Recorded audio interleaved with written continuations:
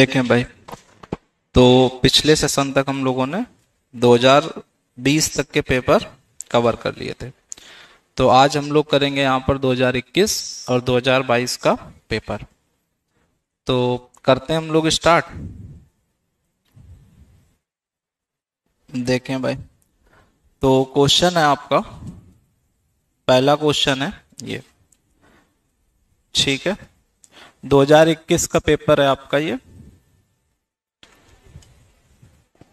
Question है the process when processor fetch and decode another instruction during the execution of current instruction is called pipelining। ठीक है, तो pipelining basically क्या होता है कि आपको ये बात पता है कि कोई भी अगर एक प्रोसेसर है तो उस प्रोसेसर की जो वर्किंग है वो एक टाइम पर एक ही इंस्ट्रक्शन एग्जीक्यूट करती है। इंस्ट्रक्शन मतलब जो ये इंस्ट्रक्शन फॉर्मेट होता है इसको इंस्ट्रक्शन बोलते हैं पूरा। इसमें जो है ऐसे बिट होती है, इन बिट का मतलब है इसमें लिखा है कि करना क्या है। ठीक है, इसका मतलब क्या है, इसमें लिखा है कि करना क्या है, किस पर करना है, कहाँ करना है, वो सब लिखा होता है, जिसको मोड बिट बोलते हैं, ऑफ कोड बोलते हैं। जो ऑपरेशन करना है, कहाँ करना है, वो यहाँ सेव होता है। ठीक है, तो ये जो आपके पास इंस्ट्रक्शन है ये वाला एग्जीक्यूट एक समय पर एक होता है। लेकिन पाइपलाइनिंग में क्या होता है कि हम लोग इसको मल्टीपल इंस्ट्रक्शन को एक साथ एग्जीक्यूट करा लेते हैं। कैसे करा लेते हैं, तो यहां पर क्या है कि जैसे इसमें साइकिल होती है, तो सबसे पहले साइकिल होती है कि आपको फेच करना है। ठीक है, फेच के बाद आपको क्या करना है, डिकोड करना है, डिकोड के बाद एग्जीक्यूट करना है। तो ये सारे आपके प्रोसेस होते हैं। ठीक है,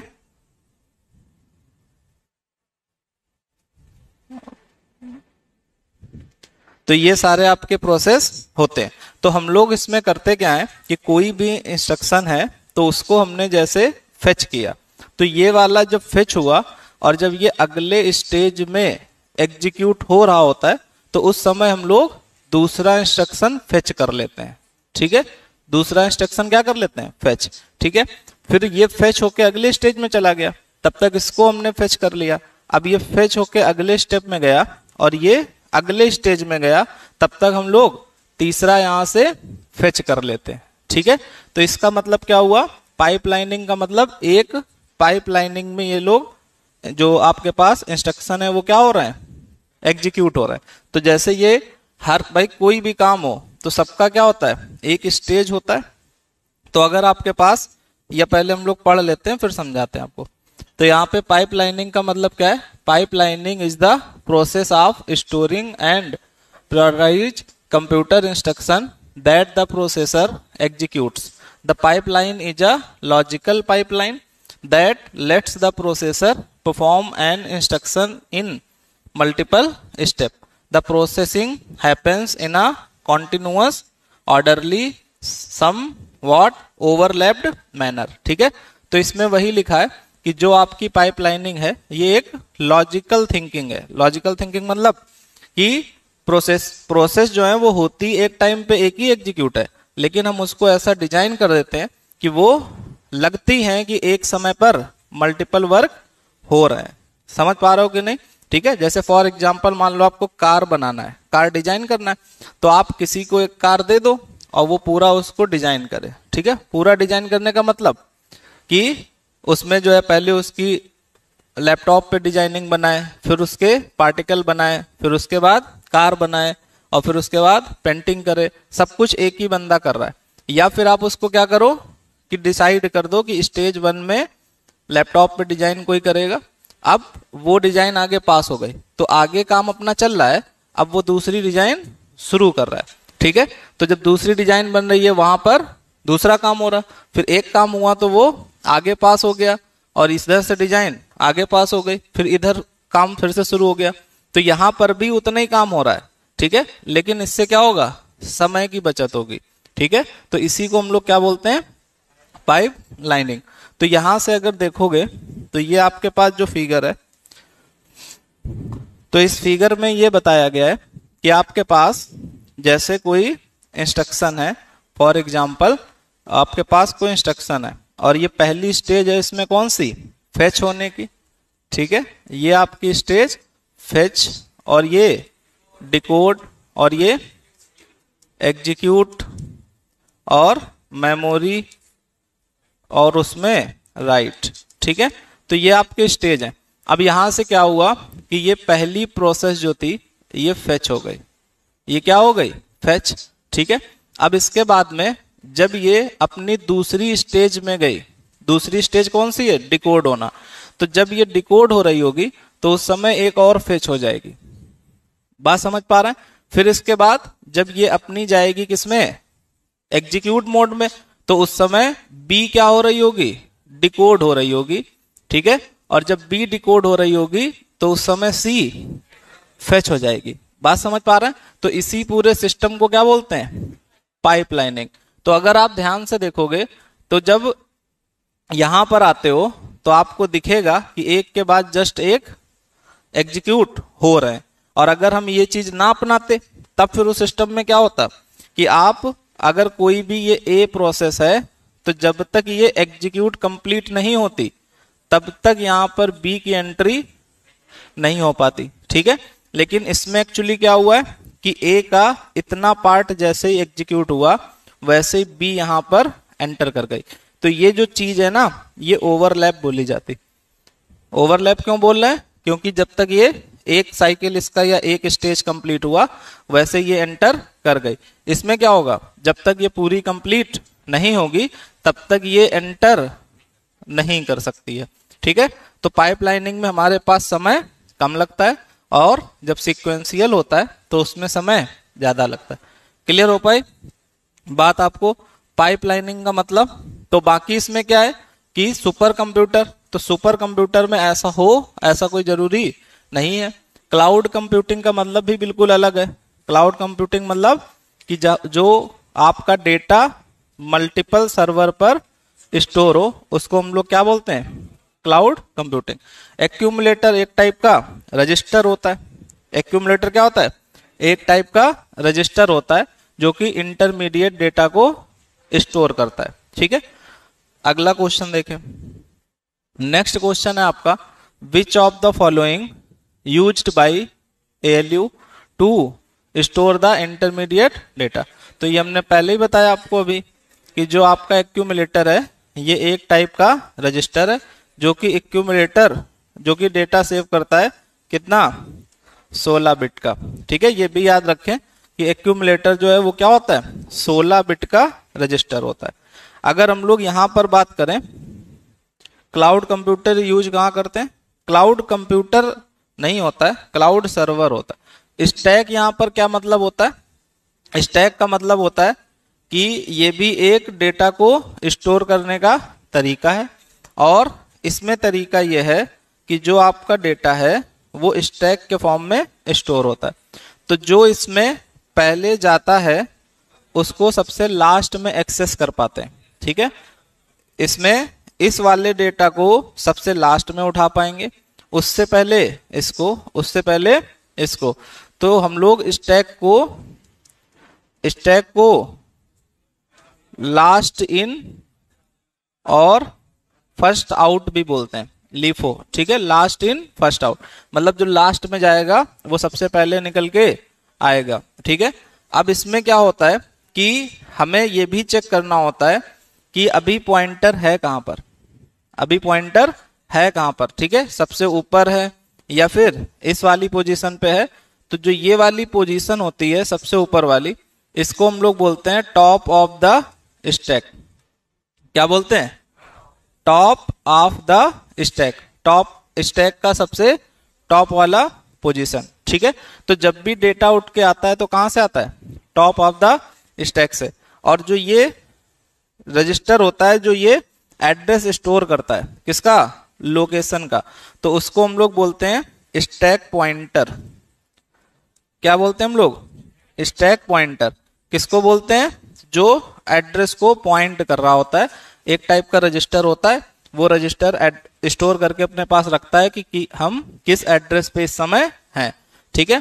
तो जैसे यहां से डेटा उठ के आता है वैसे ही स्टैक पॉइंटर की वैल्यू 1 कम हो जाती है तो ये नीचे आ जाएगा, ठीक है। फिर इसके बाद में फिर से डेटा उठेगा तो ये कहाँ जाएगा, फिर से नीचे आ जाएगा, ठीक है।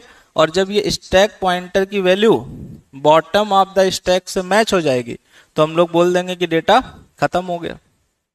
समझ पा रहे हो, ये कम होता जाएगा और इसकी वैल्यू जब यहाँ वाले पॉइंटर से मैच हो जाएगी तो हम लोग क्या बोल देंगे कि डेटा हमारा एम्प्टी हो गया। बात समझ पा रहे हो, तो इसमें डेटा जो इंसर्ट करते हैं उसको हम लोग बोलते हैं पुश करना। क्या बोलते हैं, पुश। और जो हम लोग क्या करते हैं, आउट, आउट नहीं बोलते हैं, ठीक है, डिलीट बोल सकते हो। जब डेटा डिलीट कर रहे हो, ठीक है, तो उसको हम लोग क्या बोलते हैं, पॉप बोलते हैं। क्लियर है। तो स्टैक के बारे में जब भी कभी आएगा तो इतना ही आएगा कि टॉप ऑफ द स्टैक, ये स्टैक पॉइंटर या स्टैक किस पर बेस्ड होता है, तो किस पे बेस्ड होता है, लास्ट इन फर्स्ट आउट पे, ठीक है। एक चीज और होती है कि जब जीरो एड्रेस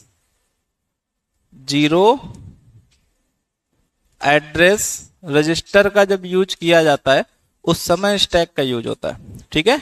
0 होता है, 1 होता है और 2 होता है और 3 होता है। तो उसमें जब हम लोग जीरो एड्रेस रजिस्टर का यूज करते हैं तो उस समय किसका, स्टैक का यूज होता है, ठीक है। तो स्टैक के बारे में इतना याद रखना है। हीप क्या होता है, तो हीप एक टाइप की, ये भी मेमोरी को सेव करने का, वो डेटा को सेव करने का तरीका है। ये भी डेटा को सेव करने का तरीका है, ये भी डेटा को सेव करने का तरीका है।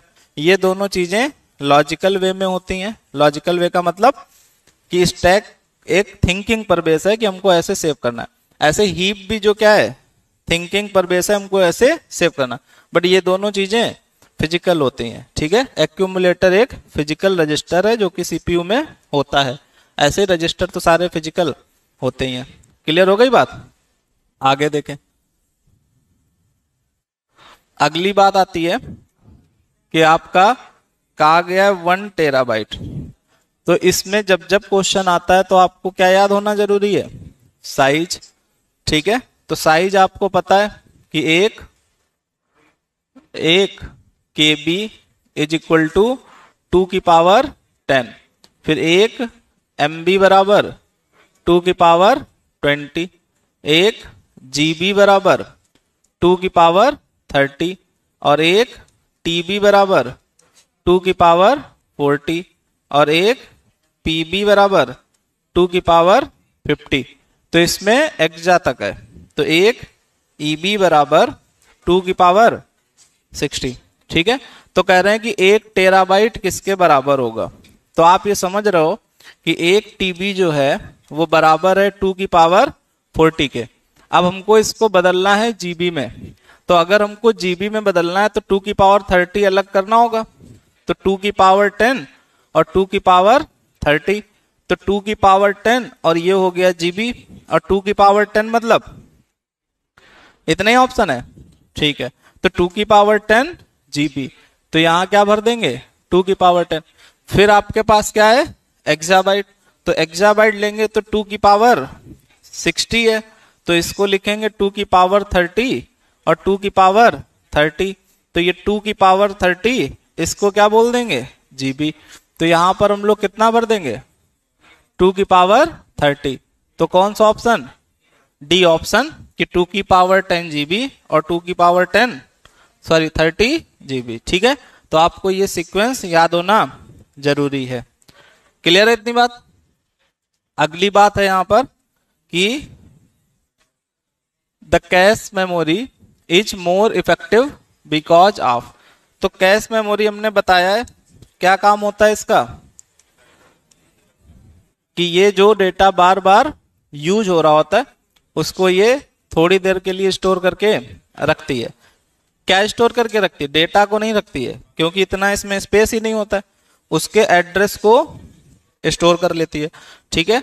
तो इसमें जो वर्किंग है वो किसकी, लोकेलिटी ऑफ रेफरेंस। तो लोकेलिटी ऑफ रेफरेंस वर्ड से आप समझ सकते हो कि ये रेफरेंस देती है। ये क्या करती है, रेफरेंस। जैसे आपके पास ये कैश मेमोरी है, ठीक है। तो अगर कोई डेटा आप बार बार यूज कर रहे हो। तो अब इसने स्टोर कर लिया कि 101 वाला डेटा बार बार यूज हो रहा है, तो ये जब भी कभी देखेगी तो वो इसको सीधे कहां से, रैम से या फिर इसको हार्ड डिस्क से मैच करेगी।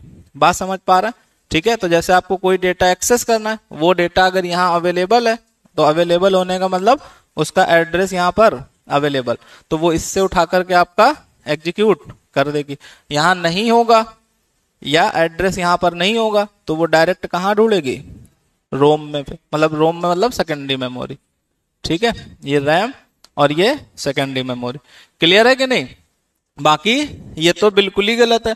कह रहे हैं कि कैश मेमोरी मोर इफेक्टिव काम करेगी मेमोरी साइज पे, तो ऐसा तो है नहीं। मेमोरी साइज तो कैश मेमोरी का बहुत कम होता है। और फिर है आपका मेमोरी लोकलाइजेशन, इसका मतलब, ठीक है, तो इसका मतलब है ये उस मेमोरी को क्या कर देती है, लोकल मेमोरी बना देती। तो ऐसा नहीं होता, मेमोरी सारी वही रहती है, बस उसमें क्या चेंज हो जाता है, उसके पास कैश मेमोरी के पास एक टेबल बन जाती है जिसमें सारे एड्रेस स्टोर रहते हैं। ठीक है, तो कौन सा हम लोग, लोकेलिटी ऑफ रेफरेंस। अगला है आपका कौन सा सबसे फास्टेस्ट है, तो आप जानते ही हो कि जो हायरार्की है आपकी वो कैसी होती है, रजिस्टर सबसे फास्ट, फिर इसके बाद कैश मेमोरी, फिर रैम और फिर सेकेंडरी मेमोरी। ठीक है, तो ये हायरार्की सबसे तेज ये एक्सेस, फिर ये, फिर ये, फिर ये। तो इसमें से मेन मेमोरी मतलब रैम, तो रैम तो बहुत बाद में आती, कैश के भी बाद। तो सबसे फास्ट कौन सी, रजिस्टर। ठीक है, अगला है यहां पर दिस इज इक्विवेलेंट टू 16। तो 8 को हमें बदलना है किसमें, 16 में। तो 8 को 16 में बदलना है तो बाइनरी में लिख लें। तो इसको 7 को लिखोगे तो ऐसे लिख सकते हो क्या, अच्छा 3 बिट में, 3 बिट में लिख सकते हैं। और फिर 1 को 1, 2 को और 0 1। अब हम 4 4 के पेयर बना लें ऐसे। तो ये आपका 4 8 F, तो 4 8 F, तो ऑप्शन आपका सी करेक्ट हो जाएगा। समझ पा रहे हैं कि नहीं? रोम भी प्राइमरी मेमोरी है, उस दिन हमने बताया था, अगले दिन करेक्ट कर दिया था कि रैम भी आपकी प्राइमरी मेमोरी है और रोम भी आपकी प्राइमरी मेमोरी ही होती है।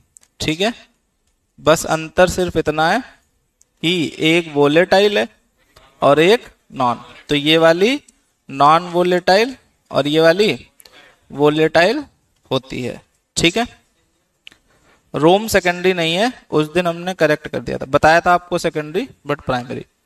अगला है to fetch data from secondary memory which one of the following register is use. ठीक है, तो यहां पर कह रहे हैं कि अगर आपको सेकेंडरी मेमोरी से डेटा फेच करना है, ठीक है, तो आपको कौन से रजिस्टर का यूज करना पड़ेगा। तो यहां पर जो हम लोग करेंगे वो मेमोरी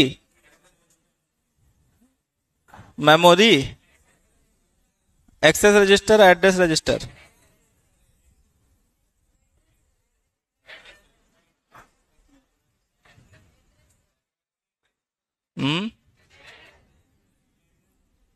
मेमोरी एक्सेस रजिस्टर की मेमोरी एड्रेस रजिस्टर। ठीक है, तो मेमोरी एड्रेस रजिस्टर होता है, क्या बोलते हैं इसको, मेमोरी एड्रेस रजिस्टर। अब इसमें अलग अलग रजिस्टर आपको दिए गए हैं। ठीक है, तो रजिस्टर की टेबल हमने आपको याद करवाई थी। ठीक है, तो इसमें हमने जो आपको कुछ याद करवाए थे, तो एक पीसी, एक आईआर, एक एसी। तो पीसी मतलब प्रोग्राम काउंटर, ठीक है, आईआर मतलब इंस्ट्रक्शन रजिस्टर,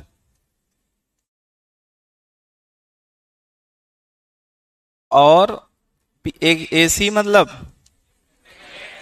एक्यूमुलेटर। और फिर इसके बाद डेटा रजिस्टर, डेटा रजिस्टर, ठीक है। फिर हमने कहा था इनका साइज भी याद रखना है, काम भी याद रखना है। तो यहाँ पे जो आपका डेटा रजिस्टर है वो डेटा को स्टोर करता है।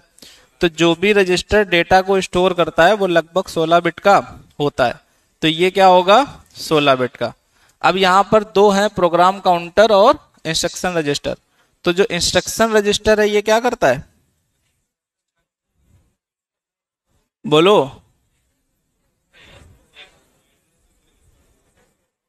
प्रोग्राम काउंटर क्या करता है, ठीक है। तो प्रोग्राम काउंटर जो है अगला जो इंस्ट्रक्शन एग्जीक्यूट होना है उसका एड्रेस स्टोर करता है, ठीक है। नेक्स्ट इंस्ट्रक्शन का एड्रेस, ठीक है, एड्रेस ऑफ नेक्स्ट इंस्ट्रक्शन। तो एड्रेस अगर स्टोर करेगा तो 12 बिट का होगा। और जो इंस्ट्रक्शन रजिस्टर है वो पूरा इंस्ट्रक्शन स्टोर करता है। इंस्ट्रक्शन मतलब इंस्ट्रक्शन, जब भी वर्ड आता है तो याद रखें जो ये फॉर्मेट है इसको वो स्टोर करता है पूरा। तो इसका मतलब कितने बिट का होगा, 18 बिट का, क्योंकि एक टाइप का 16 बिट का, सॉरी क्योंकि गलत बोल दिया, 16 बिट का। क्यों, क्योंकि ये भी तो एक डेटा ही है, पूरा इंस्ट्रक्शन जो स्टोर कर रहा है वो भी क्या है, डेटा है, ठीक है। तो ये वाले तो हमने बताए थे, इसमें इनपुट आउटपुट भी होते थे 8-8 बिट के, ठीक है। अब इनमें जो बच जाते हैं वो कौन से, ये दो बचते हैं। तो यहां पर एक आपके पास है मेमोरी बफर रजिस्टर, MBR। तो जब भी बफर वर्ड आए तो इसका मतलब है थोड़ी देर के लिए डेटा स्टोर होगा, ठीक है। इंटरमीडिएट डेटा, जैसे एक्यूमुलेटर होता है वैसे लगभग मेमोरी बफर रजिस्टर भी काम करता है। और मेमोरी एड्रेस रजिस्टर, तो इसमें हमको जिस भी इंस्ट्रक्शन को फेच करना है उसका एड्रेस स्टोर होगा, ठीक है, जिसको हमें क्या करना है, फेच करना है। ऐसे इसमें एक एड्रेस रजिस्टर भी था, केवल हमने एड्रेस रजिस्टर नाम से लिखवाया था। क्या, कहां पढ़ लिए तुम, हाँ नींद में हो तुम, ठीक है। तो एड्रेस रजिस्टर होता है जो कितने बिट का, 12 बिट का, ठीक है। तो जो एड्रेस है इसी को हम लोग MAR भी बोलते हैं, ठीक है। इसी को क्या बोल देते हैं, MAR। मतलब एड्रेस से बोलते हैं तो ये कंफर्म नहीं होता किसका एड्रेस, MAR बोल देते हैं तो ये कंफर्म हो जाता है कि मेमोरी की लोकेशन का एड्रेस जिसको हमें फेच करना है। क्लियर हो गई इतनी बात। तो इसमें थोड़ा सा लिखा हुआ है, in a computer the memory address register is the CPU register, ठीक है, that either store the memory address from which the data will be fetched to the CPU register or address to which data will be sent and stored via system bus। तो कह रहे हैं कि address save करता है जिसको fetch करना है उसका एड्रेस, या फिर किसी अगर डेटा को कहीं स्टोर करना है तो उसका एड्रेस कि कहाँ जाकर के स्टोर होगा। समझ पा रहे हो भाई, डेटा स्टोर आपने भेज दिया कि स्टोर करना है, लेकिन कहाँ स्टोर होगा ये भी तो पता होना चाहिए। तो वो जो लोकेशन होगी उसका एड्रेस भी MAR ही स्टोर करता है। In other word this register is use to access data and instruction from memory during the execution phase of instruction. MAR holds the memory location of the data that need to be accessed when reading from memory। data addressed by MAR is fed into the MDR, ठीक है। तो जब ये data को fetch कर लेता है उसके बाद ये डेटा को सेव कर देता है MDR में। समझ पा रहे हो, पहले तो फेच करना है तो MAR में क्या स्टोर है, एड्रेस। MAR केवल इतना बताता है कि हमें इसको फेच करना है, और जब इसको फेच करेगा तो वो सेव होगा कहां पर, मेमोरी डेटा रजिस्टर में, and then used by CPU। when writing to memory the CPU writes data from MDR to the memory location whose address is stored in MAR। तो चाहे फेच करना हो चाहे स्टोर करना हो, जैसे आपके पास कोई डेटा है, आपके पास MDR के अंदर क्या है, MDR के अंदर डेटा पड़ा हुआ है, ठीक है। अब इस डेटा को मेमोरी में सेव करना है, तो सीपीयू देखेगा कि MAR में क्या है। तो यहां पर उसके पास मिला 1011 और इसमें मिला 101100। तो यहां से जब इसको कहीं ना कहीं सेव करना है तो सीपीयू क्या करेगा, इसको देखेगा। तो इसको जब देखेगा तो समझ जाएगा कि इस एड्रेस पर इसको स्टोर कर देना। तो जो साइड में आपकी मेमोरी होगी उसमें बहुत सारे एड्रेस होंगे ऐसे करके, ठीक है। तो जैसे उसको ये एड्रेस मिले तो ये एड्रेस ढूंढेगा, उसको ये मिल गया, तो ये एड्रेस जैसे ही मिला तो डेटा को उठा के वो यहां पर स्टोर कर देगा। और यही सेम काम क्या है फेच करने का भी, कि अगर मान लो हमको इससे डेटा उठाना है तो वो ढूंढेगा कहाँ, MAR में। किसको उठाना है, इस वाली पोजीशन के डेटा को उठाना है, तो इस पोजीशन पे जाएगा, जो डेटा मिलेगा उसको उठा के MDR में ले आएगा। समझ पा रहे हो? तो MDR का काम क्या है, डेटा को स्टोर करना, और MAR का काम क्या है, उस डेटा के एड्रेस को स्टोर करना, ठीक है। तो ये इसका काम है। फिर अगर हम लोग आगे देखें, कहां तक पहुंच गए थे, memory location whose address is store in MAR which is found inside the CPU goes either to the RAM और कैश, ठीक है। या तो रैम में एड्रेस होगा या फिर कहां पर होगा, कैश में होगा, ठीक है। फिर थोड़ा और हमने लिख दिया है, तो यहां पर memory buffer register contain a word. Word मतलब समझते हो, वर्ड मतलब, तो हमने आपसे बोला था कि जो ये मेमोरी होती है तो एक स्पेस या एक लोकेशन का जो साइज होता है उसको एक वर्ड बोलते हैं। इसको हम लोग क्या बोलते हैं, एक वर्ड। अब ये वर्ड जो है 1 बाइट का भी हो सकता है, 2 बाइट का भी हो सकता है और 4 बाइट का भी हो सकता है। मतलब इसमें 8 बिट स्टोर होंगी, या 16 हो सकती हैं, या 32 हो सकती हैं। ये डिपेंड करता है कि उसमें कितना आपको दिया गया, ठीक है। ये हर क्वेश्चन पे अलग अलग। तो यहाँ पे जो वर्ड है, contains a word to be stored in the memory or is use to receive a word from the memory. तो हमने पहले ही बताया कि MBR मतलब मेमोरी बफर रजिस्टर।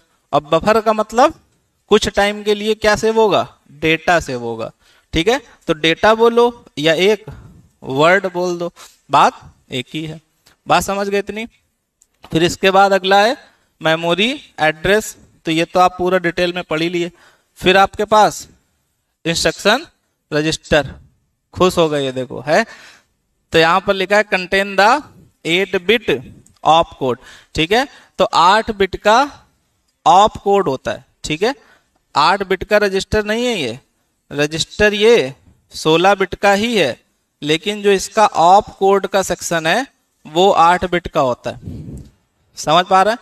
जो इसका 3 होता है ना section, mode bit, op code और ऑपरेंड। तो जो इसका ऑप कोड का सेक्शन है वो कितने बिट का होता है, 8 बिट का होता है। क्लियर है? फिर इसके बाद एक चीज और इंपॉर्टेंट है, 8 bit op code instruction being executed. इसका मतलब जो एग्जीक्यूट होने वाला है, ठीक है, उसको ये सेव करता है। यहां पर क्या है, instruction buffer register IBR use to hold temporary the right hand instruction for of the word, ठीक है। तो यहां पर बफर है, तो बफर का मतलब फिर से वही कुछ समय के लिए डेटा स्टोर होगा। तो यहां पर जो है टेम्परेरी डेटा होल्ड होता है, और किसका, right hand instruction from the word, ठीक है। कुछ इसमें इनकम्प्लीट है, ठीक है, कुछ इनकम्प्लीट है, इसको आप देख लेना। क्लियर है इतनी बात? तो आप इसमें पूरे रजिस्टर के बारे में जान गए। अगला क्वेश्चन है द बाइनरी मल्टीप्लीकेशन दिस। तो यहां पर सीधे ही आपका क्या, 0, इसको इससे मल्टीप्लाई करोगे तो 0 को मल्टीप्लाई 3 से, तो रिजल्ट 0। तो 0 को हम लोग क्या लिख सकते हैं, 0 और 0। अगला क्वेश्चन है ये,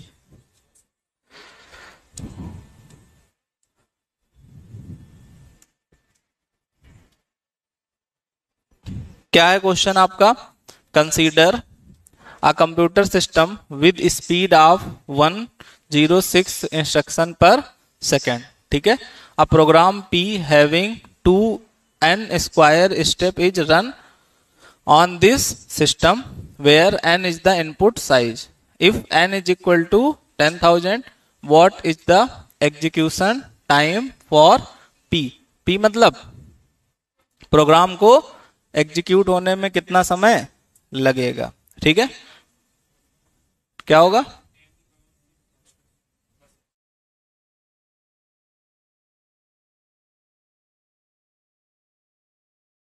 अच्छा, ये 10 की पावर 6 ऐसा करो आप। चलो ठीक है, तो अब हम लोग इस क्वेश्चन को कैसे कर सकते हैं?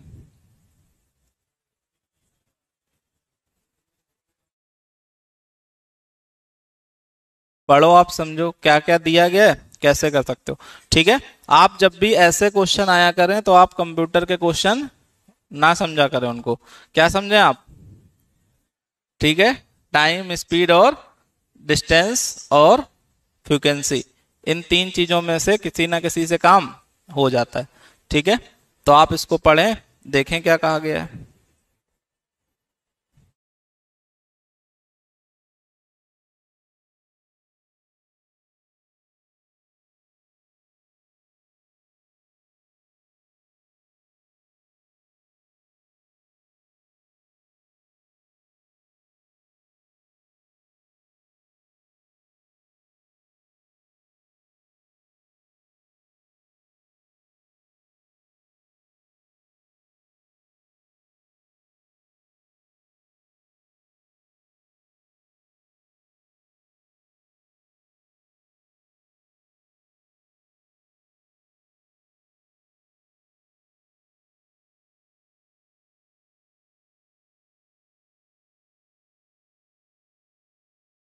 बताएं भाई।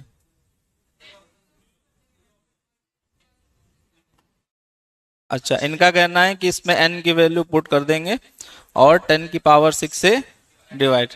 क्यों करेंगे ऐसा? हम्म,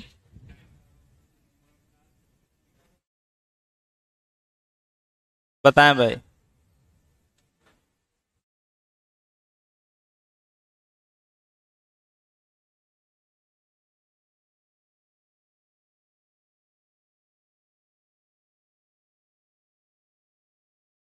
हम्म, हाँ ठीक है, तो सिंपल ऐसे समझो कि आपको अगर टोटल 10 काम करने, ठीक है, कितने काम करने हैं? 10 काम, और आप मान लें कि 1 मिनट में 2 काम हो जाते हैं। 10 काम करने, 1 मिनट में 2 काम हो जाते हैं, तो टोटल टाइम कितना लगेगा? 5 मिनट लगेगा। सिंपल सा है ना। अगर आपके पास 10 काम है और आपके पास एक काम, 2 काम कितने मिनट में? 1 मिनट में हो जाते हैं, तो टोटल समय हमको कितना लगेगा? 5। ठीक है, तो वही सेम चीज यहां पर है। कह रहे हैं कि एक जो कंप्यूटर है उसकी स्पीड है 10 की पावर 6 इंस्ट्रक्शन पर सेकेंड। मतलब 1 सेकेंड में 10 की पावर 6 इंस्ट्रक्शन एग्जीक्यूट कर देता है वो। ठीक है, कह रहे हैं कि एक प्रोग्राम है P जिसके अंदर 2n स्क्वायर स्टेप है। टोटल स्टेप कितने? 2n square. ठीक है, तो प्रोग्राम में 2n स्क्वायर टोटल स्टेप है, और कह रहे हैं n का मतलब है नंबर ऑफ इनपुट। तो अगर जैसे n बराबर 2 रखते हैं तो इसका मतलब 8 स्टेप में प्रोग्राम है। अगर n बराबर 3 रखते हैं तो 18 स्टेप में प्रोग्राम है। ठीक है, तो अब कह रहे हैं कि what is the execution time for P, मतलब इसको एग्जीक्यूट होने में टोटल समय कितना लगेगा। समझ पा रहे हो? तो यहाँ यही हो गया कि टोटल हमारे पास इतने काम है, ठीक है, और 1 सेकेंड में कितने? इतने हो रहे हैं, तो टोटल टाइम कितना लगेगा। तो कैसा क्वेश्चन कि अगर आपके पास 10 काम है और 1 सेकेंड में अगर 2 हो रहे हैं तो टोटल काम कितने में होगा? अरे 10 काम है, 1 सेकेंड में 2 हो रहे हैं, तो टोटल 5 सेकेंड। कैसे निकाले? टोटल हमारे पास जितने इंस्ट्रक्शन है और अपॉन में 1 सेकेंड में जितने एग्जीक्यूट हो रहे हैं। तो इतना हमको टोटल टाइम लग जाएगा किसको एग्जीक्यूट करने में, पी को एग्जीक्यूट करने में। आप समझ पा रहे हो कि नहीं? और यही हमको निकालना भी है, ठीक है, total time for P. Clear है? तो यहां से हम लोग रखेंगे 2, n की वैल्यू 10 की पावर 4 स्क्वायर अपॉन 10 की पावर 6। तो यहां से 2 इंटू 10 की पावर 8 अपॉन 10 की पावर 6, ये कट जाएगा तो आपका 200 सेकेंड। बात समझ पा रहे हो? अगर यहाँ पे कंफ्यूज हो जाओ एग्जाम में बाय द वे, तो आप देखो इसकी यूनिट तो कुछ है नहीं। क्यों नहीं है? क्योंकि ये तो वर्क है, या फिर कह सकते हो ये तो इंस्ट्रक्शन है। अब ये क्या है? पर सेकेंड। ये क्या है? पर सेकेंड। तो जब आप इसको पर सेकेंड करोगे तो ये सेकेंड ऊपर जाएगा। नहीं समझ पा रहे हो? बट यूनिट भी तो मल्टीप्लाई डिवाइड होती हैं। तो अगर 10 की पावर 6 पर सेकेंड है तो ये कहां जाएगा? ऊपर। तो एग्जाम में अगर भूल जाओ जैसे कभी किससे किसको डिवाइड करना है, तो उसकी यूनिट से भी देख सकते हो कि हमें क्या करना है, सेकंड में आंसर लाना है। और अगर हमको सेकंड में आंसर लाना है और इसको अगर हम ऊपर रख दिए तो आंसर आएगा पर सेकंड में। आंसर किस में? पर सेकंड में। तो इसका मतलब है कि हमको डिवाइड करना पड़ेगा, तो पर सेकंड जो है वो सेकंड में चेंज हो जाएगा। ठीक है? तो ऐसे भी समझ सकते हो, बाकी नॉर्मली भी। क्लियर हो गई बात? अगला देखें। तो अगला यहां पर क्या है? क्वेश्चन। तो ये हमने आपको पढ़ाया है, to access input output devices the status flag is continuously check. तो हमने आपको 3 टाइप के बताए थे, एक प्रोग्राम्ड आईओ, एक मेमोरी, और एक कौन सा? एक डीएमए बताया था आखिरी में। ठीक है? तो हमने ये कहा था कि प्रोग्राम्ड आईओ से मेमोरी में हम लोग इसीलिए जाते हैं क्योंकि प्रोग्राम्ड आईओ में दिक्कत यह है कि वो उसको परमानेंटली चेक करता रहता है कि कोई हमारे पास इनपुट आउटपुट आया तो नहीं है। ठीक है? तो यहां पर हमारे पास कौन सा कि परमानेंटली चेक होता है, तो किसको? Programmed IO. समझ पा रहे हैं? परमानेंटली चेक हो तो प्रोग्राम्ड आईओ। अगर पार्शियली चेक हो, ठीक है, पार्शियली चेक मतलब आपको हमने कहा था कि मेमोरी आईओ में क्या होता है, इंटरप्ट जाता है। इंटरप्ट जाने का मतलब जैसे इनपुट आएगा तो वो उसको भेजेगा कि इनपुट आया है। तो यहां पर उसको परमानेंट चेक नहीं करना पड़ता है, और डीएमए में तो बिल्कुल ही नहीं करना होता है। समझ पा रहे हैं? तो पार्शियली के लिए मेमोरी वाला और इसके लिए प्रोग्राम्ड आईओ। क्लियर है? आप वीडियो देख लेना जो लोग ना पढ़े हो। ठीक है?